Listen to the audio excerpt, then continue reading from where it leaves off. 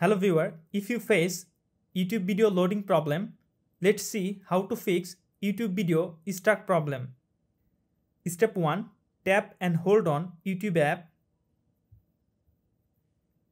Click on I button. Scroll down and tap on YouTube storage. From the lower corner, clear cache data from YouTube app. Now go back to your home screen. Now follow the second step. Open Google Play Store or App Store. Now search YouTube app.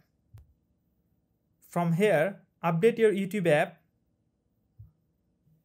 After complete the update process, go back to your home screen. Now open your phone setting. Go to your connection setting. Now check your connection and make sure your internet connection is stable. So follow these 3 steps to fix YouTube video loading problem.